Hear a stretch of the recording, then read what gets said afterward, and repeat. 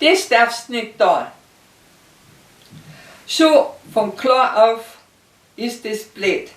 Das darfst da und das darfst nicht. Pfui, erjam dich, besser Bur, schneid's dich, wasch dich, putz dazu. Sei nicht frech und halt den Mund. Geh, was liest denn für eine Stund? Ist das Bierweih endlich größer, mit den darfst nicht, wird's nicht besser.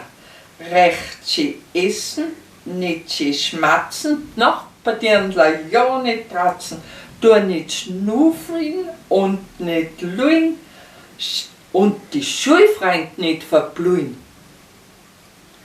Mit den darfst nicht, wird's ganz erd, bald der Bub erwachsen wird.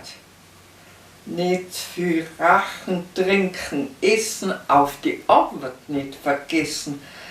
Dass du nicht schwindelst und nicht liegst, schau, dass du ja eine nette kriegst.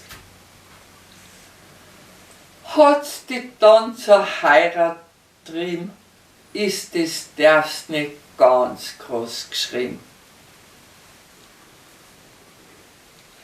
Darfst nicht ausbleiben, der musst schön sparen, Hand daheim beim Urlaub fahren, ja nicht nach die Dirndler schauen, mit der Sprache nicht ausvertrauen.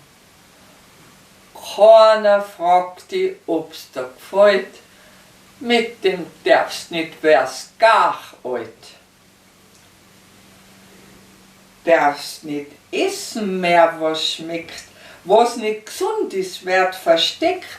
Nachmittag ein Puls spazieren und die Enkelkinder führen. Ist er dann nicht brav, der Klar? Sagst ja das darfst nicht da.